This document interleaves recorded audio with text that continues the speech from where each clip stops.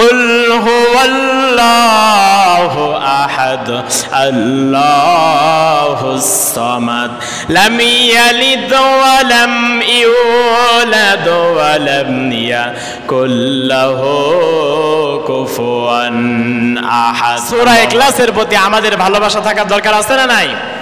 সূরা ইখলাস বললে আল্লাহ পাক রব্বুল আলামিন সূরা ইখলাসকে কবরের সাথী বানাবেন। সূরা ইখলাস বললে আমি আপনি যখন মারা যাব 1,40,000 ফেরেশতা আমার আপনার জানাজা নামাজে উপস্থিত হবে। জোরে বলি সুবহানাল্লাহ। সাহাবীর জীবন থেকে পাওয়া যায়, ঠিক কিনা বলেন? কিয়ামতের ময়দানে সূরা ইখলাস শাফাআত করবেন। সূরা ইখলাস যেই ব্যক্তি বেশি বেশি পড়বে আল্লাহ পাক তাকে বেশি বেশি ভালোবাসবেন। সুবহানাল্লাহ। সূরা ইখলাস যেই ব্যক্তি 3 বার তেলাওয়াত করে আল্লাহ পাক তার আমলনামায় 1 খতম কোরআন শরীফ খতম করলে যে সওয়াব হয় তার আমলনামায় সেই সওয়াব আল্লাহ পাক দান করেন। জোরে বলি সুবহানাল্লাহ। আউযু বিল্লাহি মিনাশ শাইতানির রাজিম। বিসমিল্লাহির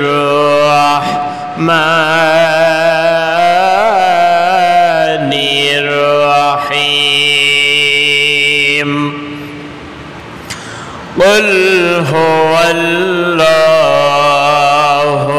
আহাদ আল্লাহুস সামাদ লাম ইয়ালিদ ওয়া লাম ইউলাদ ওয়া লাম ইয়াকুল লাহু কুফুয়ান আহাদ। وقال رسول الله صلى الله عليه وسلم খোলাফায়ে রাশিদার সোনালী দিন কেন যে ফিরে আর আসে না, সকলে পেয়ে তার অধিকার আর তো পান খুলে হাসে না। খোলাফায়ে রাশিদার সোনালী দিন কেন যে ফিরে আর আসে না, সকলে পেয়ে তার অধিকার আর তো মন খুলে হাসে না। ধলির আসনে বসেও অমরের রাজ্য শাসন করেছেন।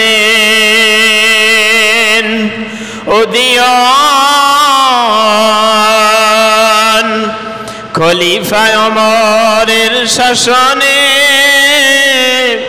কোন জীব না খেয়ে মরেছে,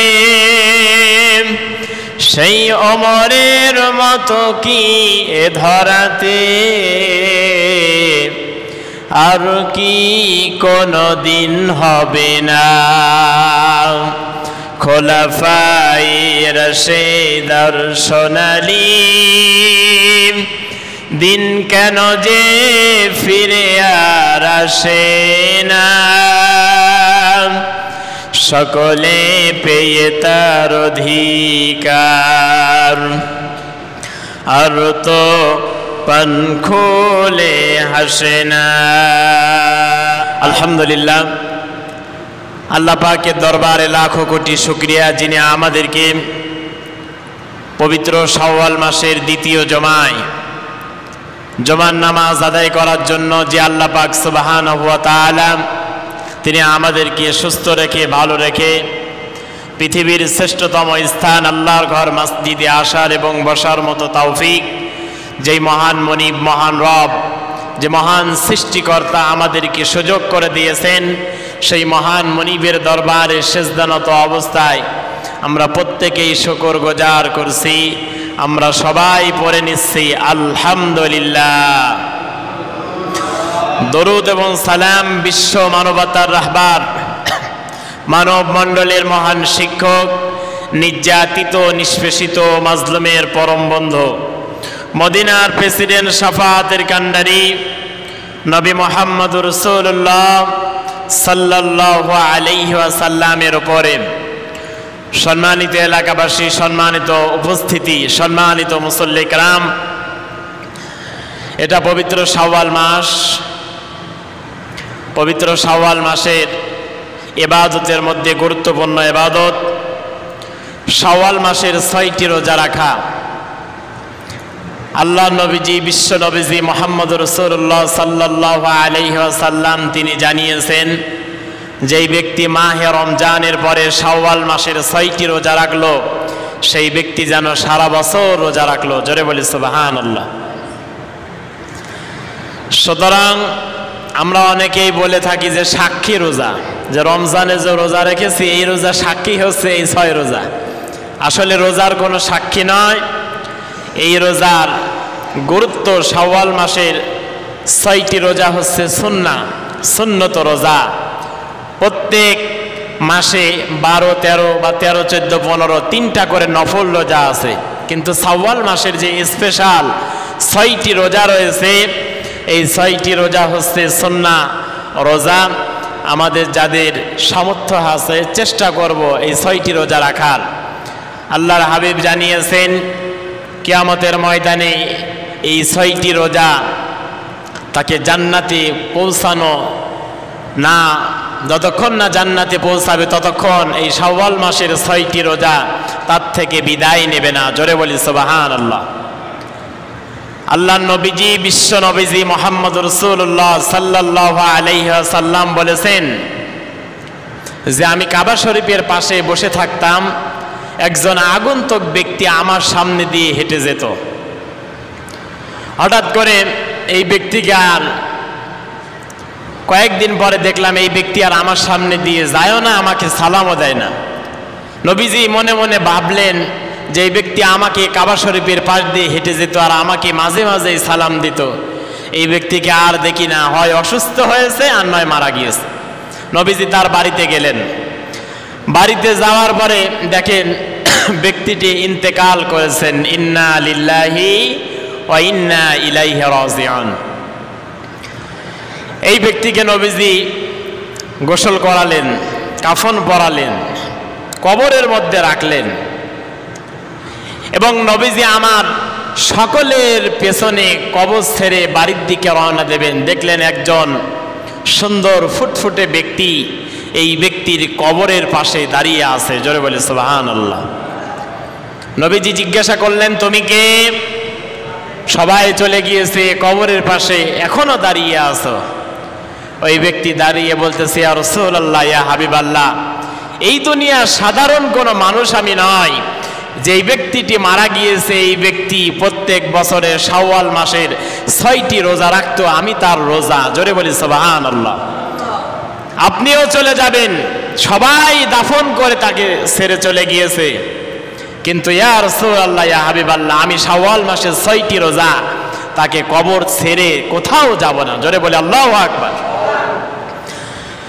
শাওয়াল মাসের 6টি রোজা বিশ্ব নবীজিকে বলতেছে, ইয়া রাসূলুল্লাহ, ইয়া হাবিবাল্লাহ, হুজুর, শুধুমাত্র কবর নয়, মিজান, পুলসিরাত, আখিরাত, যতক্ষণ পর্যন্ত না আল্লাহর এই বান্দা আপনার প্রিয় সাহাবী যতক্ষণ পর্যন্ত না জান্নাতে প্রবেশ করবে ততক্ষণ পর্যন্ত আমি শাওয়াল মাসের 6টি রোজা তাকে ছেড়ে যাব না।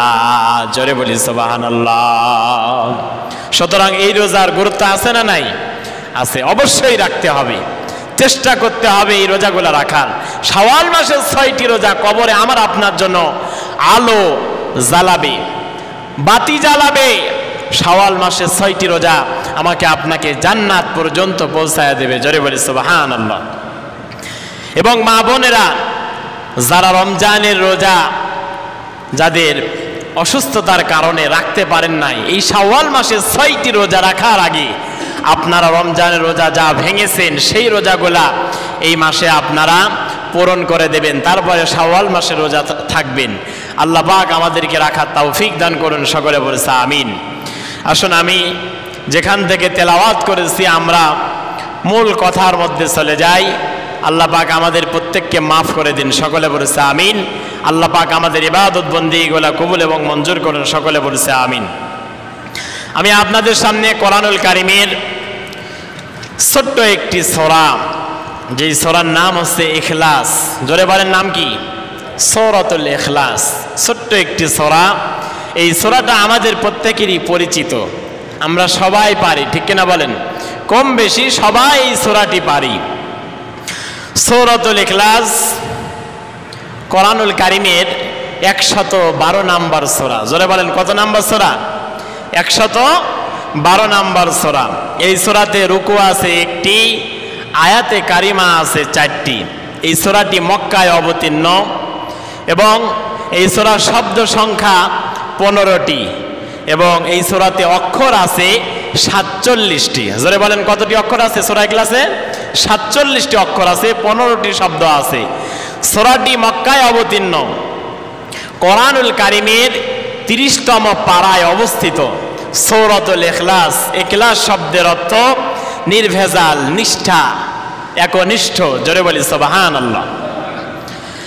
আল্লাহ পাক রব্বুল আলামিন ছোট্ট একটি সূরার মাধ্যমে তার একত্ববাদীর, আল্লাহ পাক ছোট্ট একটি সূরার মাধ্যমে তার তাওহীদের, রিসালাতের, আখিরাতের বর্ণনা করেছেন।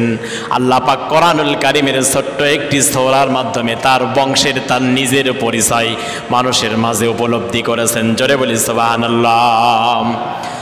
আল্লাহ পাক রব্বুল আলামিন বলেন, কুল হুয়াল্লাহু আহাদ আল্লাহুস সামাদ লাম ইয়ালিদ ওয়া লাম ইউলাদ ওয়া লাম ইয়াকুল লাহু কুফুয়ান আহাদ। আল্লাহু আকবার। আল্লাহ পাকের হাবিব বলেন, যেই ব্যক্তিরা সূরাতুল ইখলাস তেলাওয়াত করবে, প্রত্যেক দিন একবার যখন তেলাওয়াত করবে, 10 পারা কোরআন শরীফ পড়লে যে সওয়াব হয়, সূরা ইখলাস পড়লে সেই সওয়াব বান্দার আমল নামায় আল্লাহ পাক দান করে দেয়। জোরে বলি সুবহানাল্লাহ। বিশ্ব নবীজি বললেন, কেউ যদি সূরা ইখলাস 2 বার তেলাওয়াত করে, 20 পারা কোরআন শরীফ তেলাওয়াত করলে যে সওয়াব হয়, আল্লাহ পাক তার আমল নামায় সেই সওয়াবটা যোগ করে দেন। জোরে বলি সুবহানাল্লাহ। আল্লাহর হাবিব সূরা ইখলাসের ফজিলত বর্ণনা করতেছেন, কেউ যদি সূরা ইখলাস 3 বার তেলাওয়াত করে, আল্লাহ পাক রব্বুল আলামিন তার আমল নামায় 30 পারা কোরআন খতমের সওয়াব দান করে দেয়। জোরে বলি সুবহানাল্লাহ। সুতরাং সূরা ইখলাস পড়ার দরকার আছে না নাই? সূরা ইখলাস পড়তে হবে, কারণ সূরা ইখলাস 3 বার যদি কেউ তেলাওয়াত করে, আল্লাহ পাক তাকে 1 খতম কোরআন শরীফ সওয়াবের, আল্লাহ পাক রব্বুল আলামিন তাকে সওয়াব দান করে দেয়। সুতরাং সূরা ইখলাস আমাকে আপনাকে পড়তে হবে। আমরা যখন কবর জিয়ারতের নিয়ত করি, আমরা যখন মোনাজাত করি, তখন বলি আপনারা সূরা ইখলাস 3 বার বলেন। কথা বলেন ঠিক কিনা? বিশ্ব নবীজি মুহাম্মদুর রাসূলুল্লাহ মসজিদে নববীর মধ্যে বসে আছেন।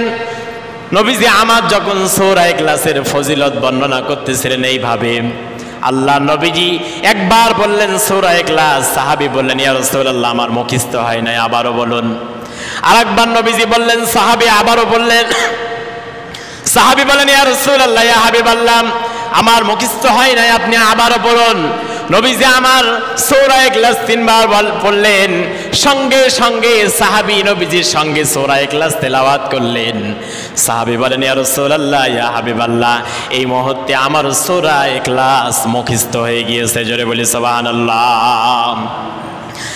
আল্লাহ পাক রব্বুল আলামিন সূরা ইখলাসের মাধ্যমে তাওহীদের কথা, একত্ববাদীর কথা, একত্ববাদী রবের কথা, আল্লাহর কথা, শ্রেষ্ঠর কথা তিনি সূরা ইখলাসের মধ্যে বর্ণনা করেছেন। কুল হুয়াল্লাহু আহাদ, বলুন আল্লাহ এক, আল্লাহুস সামাদ, আল্লাহর কোনো মুখাফেকি নাই।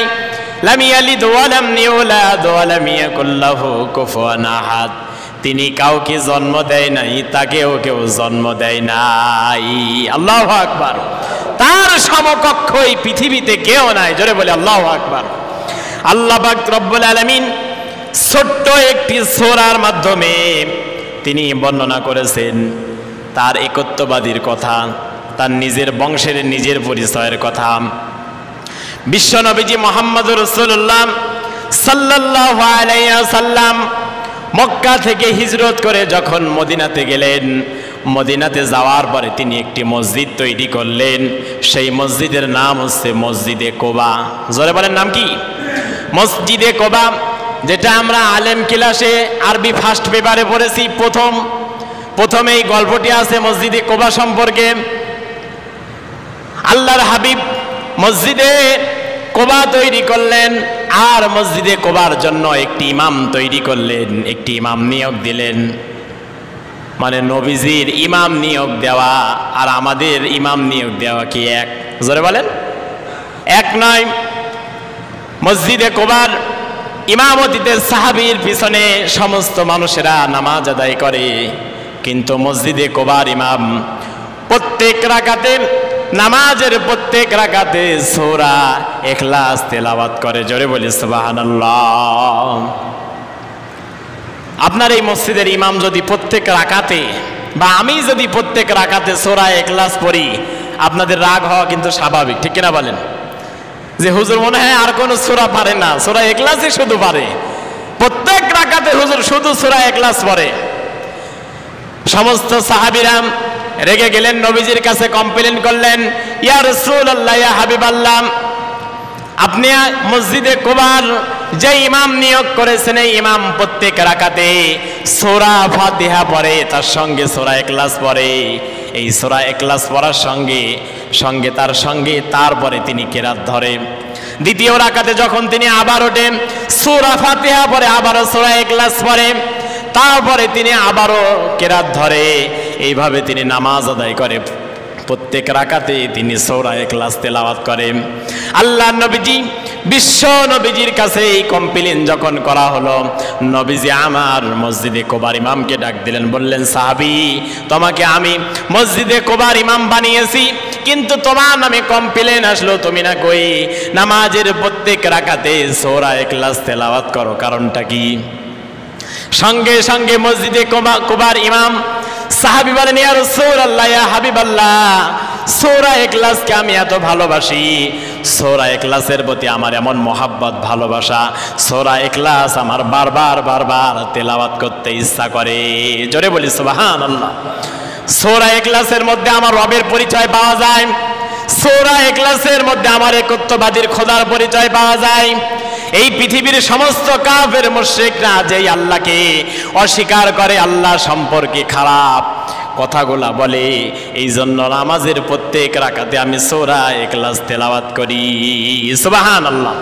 নবীজি বললেন, সাহাবীরে, সূরা ইখলাসের প্রতি তোমার এত ভালোবাসা, এত মহাব্বত, সূরা ইখলাসের জন্য তুমি এত সূরা ইখলাসকে ভালোবাসো, আল্লাহকে ভালোবাসো, ওরে সাহাবী, আমি নবীজি ঘোষণা দিয়ে দিলাম, আজ থেকে তুমি প্রত্যেক রাকাতে সূরা ইখলাস তেলাওয়াত করবা।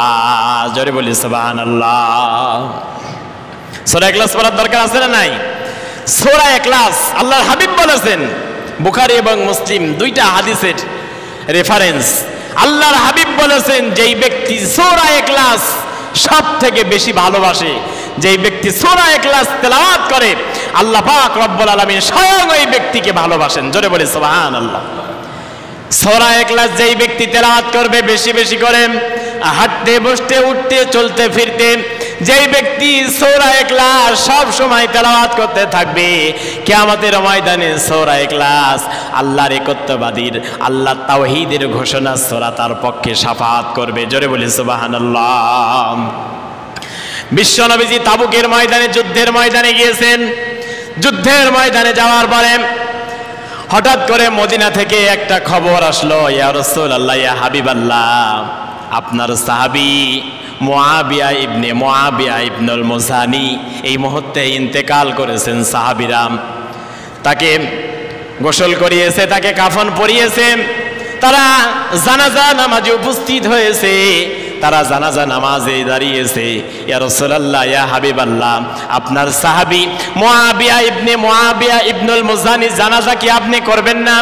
নবীজি আমার বললেন, তাবুকের ময়দান বিজয় হয়ে গিয়েছে, আমার সাহাবীরা এই মুহূর্তেই তোমরা কাতারবদ্ধ হয়ে দাঁড়িয়ে যাও। সমস্ত সাহাবীরা কাতারবদ্ধ হয়ে দাঁড়িয়ে গেল। আল্লাহ নবীজির ইমামতিতে জানাজা নামাজ যখন শুরু হয়ে গেল, হঠাৎ করে জিবরাইল আলাইহিস সালাম নবীজির কাছে আসলেন আর বললেন, ইয়া রাসূলুল্লাহ, ইয়া হাবিবাল্লাহ, আজকে আপনার ইমামতিতে আমরা আপনার সাহাবী, আপনার প্রিয় সাহাবী মুআবিয়া ইবনুল মুজানি জানাজা নামাজ পড়ার জন্য আসমান থেকে 1,40,000 ফেরেশতা এসেছে। জোরে বলি সুবহানাল্লাহ।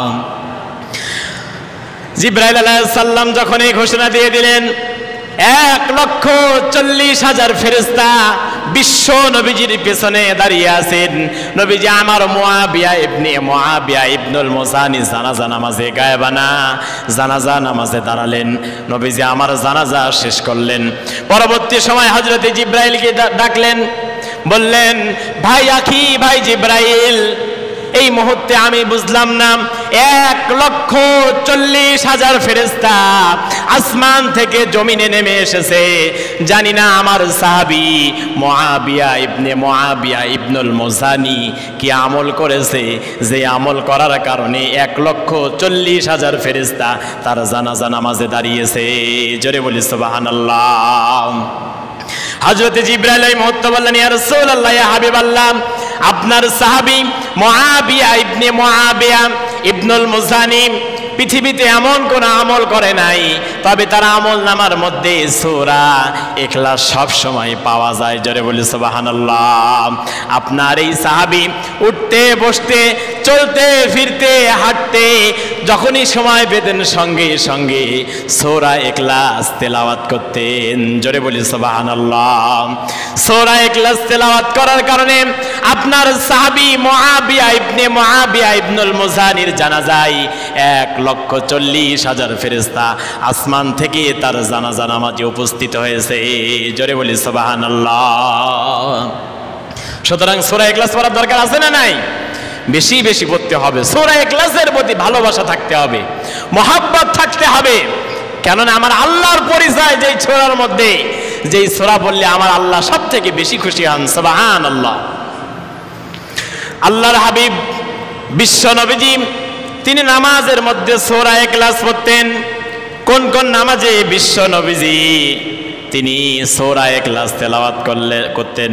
বিশ্ব নবীজি সব থেকে বেশি বেশি ফজর নামাজের 2 রাকাত সুন্নত নামাজের শেষের রাকাতে সূরা ইখলাস তেলাওয়াত করতেন। জোরে বলি সুবহানাল্লাহ। বিশ্ব নবীজি মুহাম্মদ রাসূলুল্লাহ সাল্লাল্লাহু আলাইহি ওয়াসাল্লাম মাগরিবের নামাজের 2 রাকাত সুন্নতের শেষ রাকাতে সূরা ইখলাস তেলাওয়াত করতেন। সুবহানাল্লাহ। বিশ্ব নবীজি সূরা ইখলাস তেলাওয়াত করতেন বেতের নামাজের লাস্টের রাকাতে। বিশ্ব নবীজি সূরা ইখলাস তেলাওয়াত করতেন বেতের নামাজের 3য় রাকাতে। বিশ্ব নবীজি সূরা ইখলাস তেলাওয়াত করতেন কাবা শরীফ তাওয়াফ করার পরে, কাবা শরীফ চক্কর দেওয়ার পরে, 7টা পাক দেওয়ার পরে 2 রাকাত নামাজ আদায় করা লাগে। বিশ্ব নবীজি কাবা শরীফ তাওয়াফ করার পরে 2 রাকাত নামাজের শেষের রাকাতে সূরা ইখলাস তেলাওয়াত করতেন। জোরে বলি সুবহানাল্লাহ। সুতরাং আমাদের পড়ার দরকার আছে না নাই? জোরে বলেন। বিশ্ব নবীজি সূরা ইখলাসের প্রতি ভালোবাসতেন, সূরা ইখলাসকে মহব্বত করতেন। বিশ্ব নবী বেশি বেশি সূরা ইখলাস পড়তেন। সুবহানাল্লাহ। এই পৃথিবীতে সূরা ইখলাসের ঘোষণা দিয়েছেন, এই পৃথিবীতে সূরা ইখলাসের প্রতি জীবন দিয়েছেন, এই পৃথিবীতে একত্ববাদীর খোদার ঘোষণা দিয়েছেন হযরতে বেলাল রাদিয়াল্লাহু তাআলা আনহু। জোরে বলি সুবহানাল্লাহ। হযরতে বেলাল কিন্তু আরব দেশের মানুষ নয়, আফ্রিকান মানুষ। একেবারে পা থেকে মাথা পর্যন্ত কালো কুসকুসে কি মানুষ, তারপরে পা ফাটা, কোনো সম্মান নাই, ইজ্জত নাই। কিন্তু হযরতে বেলাল, সাইয়েদনা বেলাল আল্লাহর প্রতি ঈমান আনার কারণে, তাওহীদের ঘোষণা দেওয়ার কারণে, সূরা ইখলাসের ঘোষণা দেওয়ার কারণে হযরতে বেলালের উপরে নির্যাতন এসেছে। কথা বলেন ঠিক কিনা? আমরা যদি সূরা ইখলাস পড়ি আমাদেরকে কেউ নির্যাতন করে? জোরে বলেন। আমরা যদি কালেমায়ে শাহাদা পাঠ করি আমাদের উপরে কিন্তু কোনো নির্যাতন আসে না, কোনো জুলুম আসে নাই। কিন্তু তারা শুধু পড়েছে, তাই তাদের উপরে জুলুম এসেছে, নির্যাতন এসেছে। হযরতে বেলাল উমাইয়ার বাড়িতে থাকতেন, উমাইয়ার বাড়িতে কাজ করতেন। হযরতে বেলাল, সাইয়েদনা বেলাল উমাইয়ার বাড়িতে দাসীর কাজ করতেন, রাখালের কাজ করতেন। হযরতে বেলালকে উমাইয়া জিজ্ঞাসা করলো, বেলাল, আমি শুনতে পেলাম তুমি নাকি মুহাম্মাদের প্রতি ঈমান এনেছো, তুমি নাকি মুহাম্মাদের প্রতি কালেমা পড়েছ। হযরতে বেলাল বলেন, ওগো আমার মনিব উমাইয়া, আপনি শুনবেন কেন? আপনি কেন শুনবেন? এই মুহূর্তে আমি আপনাকে দেখাবো। আশহাদু আল্লা ইলাহা ইল্লাল্লাহু ওয়াহদাহু লা শারীকা লাহু ওয়া আশহাদু আন্না মুহাম্মাদান আবদুহু ওয়া রাসূলুহু। উমাইয়া বলল, বেলাল, এই মুহূর্তে তোমার উপরে শাস্তি আসবে। হযরতে সাইয়েদনা বেলাল বলেন, ওগো আমার মনিব উমাইয়া, আপনি আমাকে কষ্ট দিতে পারেন, আমাকে মারতে পারেন, কিন্তু আমার মনের ভিতরে, অন্তরের ভিতরে যেই মুহাম্মাদের কালেমা পড়েছি, মুহাম্মাদের কালেমা আমি বেলাল ছাড়তে পারবো না। সুবহানাল্লাহ। উমাইয়া বললে, বেলাল রে, তুমি যদি না ছাড়ো এই মুহূর্তেই তোমাকে শাস্তি দেওয়া হবে।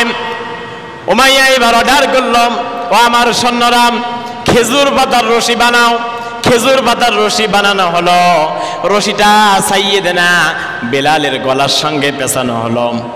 উমাইয়া এবার টানতে টানতে মরুভূমি বালুর মধ্যে হযরতে বেলালকে নিয়ে গেল।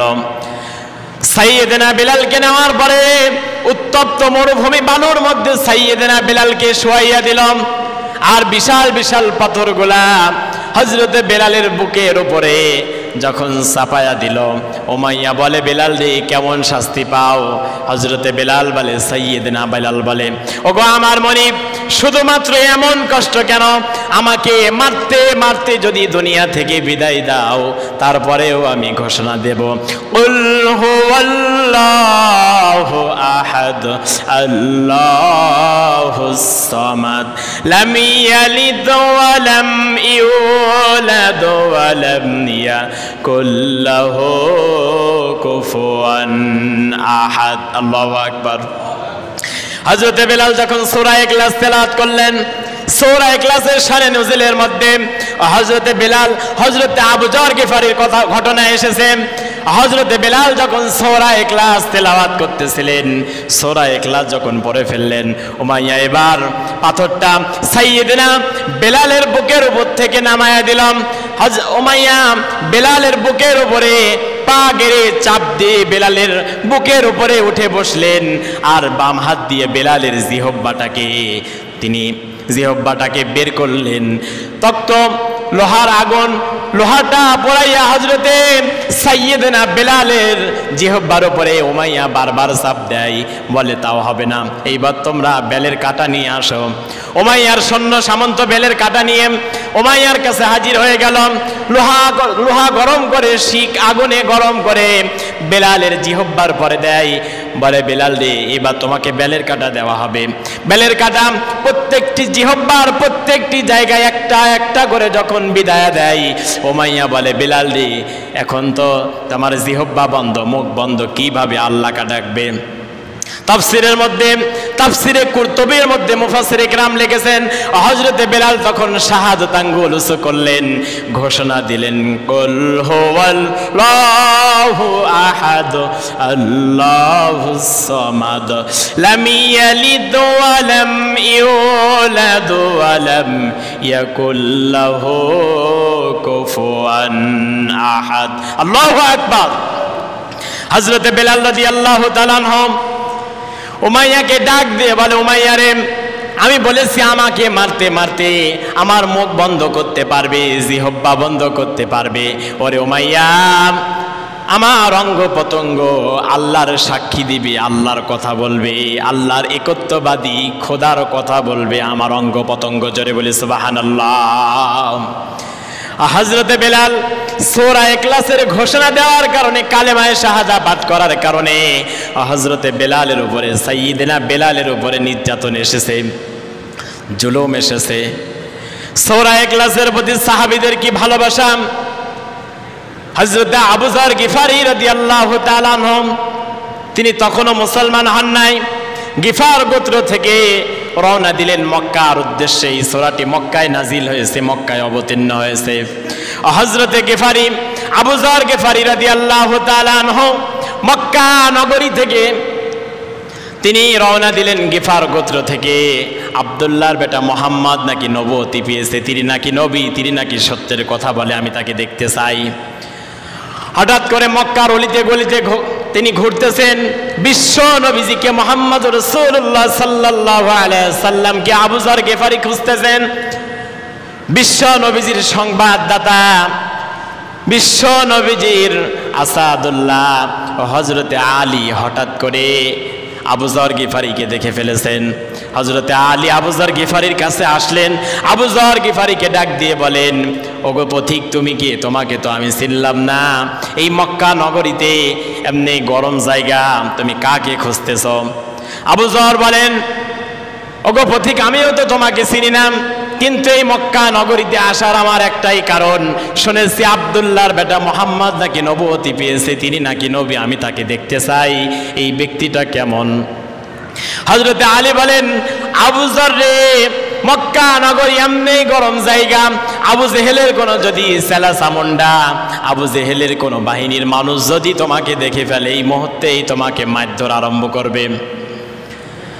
আবু যর হযরতে আলী বুদ্ধি শিখায় দিলেন। হযরতে আলী বলেন, আবু যর তুমি সামনে সামনে যাবে আর আমি পেছনে পেছনে যাব। মক্কার আবু জেহেলের কোনো বাহিনীকে যদি দেখো, ওই মুহূর্তে আমি আলী বসে পড়ব আমার জুতাটা, আমার স্যান্ডেলটা ঠিক করার জন্য, তুমি কিন্তু দাঁড়াবা না, হেঁটে চলে যাবা। হযরতে আলী কৌশল করে আবু যর গিফারিকে বিশ্ব নবীজির কাছে নিয়ে গেলেন। আবু যর গিফারি বিশ্ব নবীজির চেহারার দিকে একবার তাকিয়েছে। তাকানোর সঙ্গে সঙ্গে আবু যর গিফারি বলেন, যে এই ব্যক্তিকে দেখেছে, এই ব্যক্তি দুনিয়ার কোনো সাধারণ মানুষ নয়, নিশ্চয় এর চেহারা দেখে বোঝা যায় নিঃসন্দেহে ইনি আল্লাহর নবী। সুবহানাল্লাহ। যার চেহারার মধ্যে কোনো গোনা নাই, যার চেহারার মধ্যে কোনো কলঙ্ক নাই। ওগো নবীজি, এই মুহূর্তে আপনার হাতে হাত রাখলাম, আমাকে পরায়া দেন। আশহাদু আল্লা ইলাহা ইল্লাল্লাহু ওয়াহদাহু লা শারীকা লাহু ওয়া আশহাদু আন্না মুহাম্মাদান আবদুহু ওয়া রাসূলুহু। আবু যর গিফারি যখন বললেন, আল্লাহ নবীজি বললেন, আবু যর গিফারি রে, এখন মক্কা থেকে গিফার গোত্রে তুমি চলে যাবে, গোপনে গোপনে তুমিও ইসলামের দাওয়াত মানুষের মাঝে পৌঁছায় দিবে, মানুষের মাঝে প্রচার করায় দিবে। ওরে আবু যর গিফারি, ওপেনে দিবে না, কোনো মানুষকে সরাসরি দাওয়াত দিবে না, গোপনে গোপনে দিবে। হযরত আবু যর গিফারি মক্কা নগরী থেকে রওনা দিলেন গিফার গোত্রের উদ্দেশ্যে। মক্কার পাশ দিয়ে যখন যাচ্ছিলেন, আবু যর গিফারি রাদিয়াল্লাহু তাআলা আনহুর মাথায় একটা টেনশন আসলো। এত বড় সত্য কথা কিভাবে লুকায়া রাখি? এত বড় সত্য কথা, আল্লাহর একত্ববাদীর কথা, আল্লাহর ঘোষণা, আল্লাহর তাওহীদের কথা কেমনে লুকায়া রাখি? ওই মুহূর্তে আবু যর গিফারি আর তিনি লুকায়া রাখতে পারে নাই। মক্কায় একটা উঁচু জায়গায় হযরতে আবু যর গিফারি দাঁড়ালেন। হযরতে আবু যর গিফারি দাঁড়ায়া পড়তেছেন, কুল হুয়াল্লাহু আহাদ আল্লাহুস সামাদ লাম ইয়ালিদ ওয়া লাম ইউলাদ ওয়া লাম ইয়াকুল লাহু কুফুয়ান আহাদ। আল্লাহু আকবার। হযরত আবু যর গিফারি যখন এই কথা বলেছেন, সঙ্গে সঙ্গে আবু জেহেলের বাহিনীরা, আবু জেহেলের সৈন্য সামন্তরা বলে, মক্কার কার বাপের বেটার এত বড় সাহস উঁচু জায়গায় দাঁড়িয়ে সূরা ইখলাস পড়ে? কারণ তারা আরবি ভাষার মানুষ, তারা যদি আরবি পড়তে নাও পারে, তারা কিন্তু অর্থ বোঝে। কথা বলেন ঠিক কিনা? এত বড় রবের ঘোষণা কি দিল? কে দিল এত বড় খোদার ঘোষণা? কার এত বড় সাহস? আবু জেহেলের সৈন্য বাহিনী এসে আবু যর গিফারিকে ধরে মারধর আরম্ভ করলো। মারতে মারতে হযরত আবু যর গিফারিকে মাটির সঙ্গে শুইয়ে দিল। হঠাৎ করে আবু জেহেল দূর থেকে দৌড়িয়ে এসেছে, তোমরা কাকে মারো? আবু জেহেল সবাইকে সরায় দিলেন। আবু যর গিফারিকে দাঁড় করালেন, মাটিগুলা ছেড়ে দিলেন আর বললেন, ওগো বালক, তোমার বাসা কোথায়, তোমার বাড়ি কোথায়, তুমি কোথায় থেকে এসেছ? হযরত আবু যর গিফারি বলেন, ওগো আবু জেহেল, তুমি আমাকে চেনো না, কিন্তু আমি তোমাকে চিনি। শোনো, আমি গিফার গোত্রের সন্তান আবু যর গিফারি, মক্কা নগরীতে এসেছি সত্য ধর্ম পালন করার জন্য, আল্লাহ নবীজিকে দেখার জন্য। এত বড় সত্য কথা আমি লুকাতে পারি না। ওরে আবু জেহেল, জীবন যদি চলে যায় তারপরেও আমি সূরা ইখলাসের ঘোষণা আবারও দিয়ে দেব। জোরে বলি সুবহানাল্লাহ। আবু জেহেল বললেন, ওর গায়ে আর কেউ আঘাত করো না, ওকে কেউ মেরো না, ও হচ্ছে গিফার গোত্রের সন্তান। ওর বাড়ির সামনে দিয়ে আমরা ব্যবসা করি, বাণিজ্য করি, ওর বাড়ির সামনে দিয়ে আমি আবু জেহেলের যাওয়া লাগবে। ওই গিফার গোত্রের মানুষেরা যদি জানে আমি আবু জেহেলকে কিন্তু তারা হত্যা করবে। সুতরাং যা আমারা মেরেছো, আর আবু যর গিফারির গায়ে কেউ হাত তোলো না। আল্লাহু আকবার। আবু জেহেল যখন এই ঘোষণা দিয়ে দিলাম, আবু যর গিফারি হাঁটতে হাঁটতে তিনি গিফার গোত্রে চলে গেলেন, আর তিনি ঘোষণা দিলেন, কুল হুয়াল্লাহু আহাদ আল্লাহুস সামাদ লাম ইয়ালিদ ওয়া লাম ইউলাদ ওয়া লাম ইয়াকুল লাহু কুফুয়ান আহাদ। আল্লাহু আকবার। সুতরাং সূরা ইখলাসের প্রতি আমাদের ভালোবাসা থাকার দরকার আছে না নাই?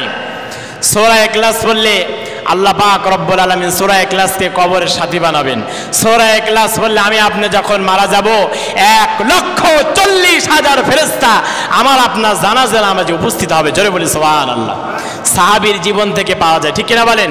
কিয়ামতের ময়দানে সূরা ইখলাস শাফাআত করবেন। সূরা ইখলাস যেই ব্যক্তি বেশি বেশি পড়বে আল্লাহ পাক তাকে বেশি বেশি ভালোবাসবেন। সুবহানাল্লাহ। সূরা ইখলাস যেই ব্যক্তি 3 বার তেলাওয়াত করে আল্লাহ পাক তার আমলনামায় 1 খতম কোরআন শরীফ খতম করলে যে সওয়াব হয় তার আমলনামায় সেই সওয়াব আল্লাহ পাক দান করেন। জোরে বলি সুবহানাল্লাহ। আপনি সারা দিন কোরআন শরীফ পড়েছেন কিন্তু খতম হয় নাই। রাসূলুল্লাহ বলেছেন, শোবার সময় বিছানার উপরে বসে ওযু করে সূরা ইখলাস 3 বার পড়ো, আল্লাহ পাক তোমার আমলনামায় 1 খতম কোরআন শরীফ খতম করলে যে সওয়াব হয় সেই সওয়াব আল্লাহ পাক তোমার আমলনামায় দিয়ে দেবেন। জোরে বলি সুবহানাল্লাহ। সুতরাং সূরা ইখলাস তাওহীদ, রিসালাত এবং আখিরাতের ঘোষণা দিয়ে দেয়। জোরে বলি সুবহানাল্লাহ।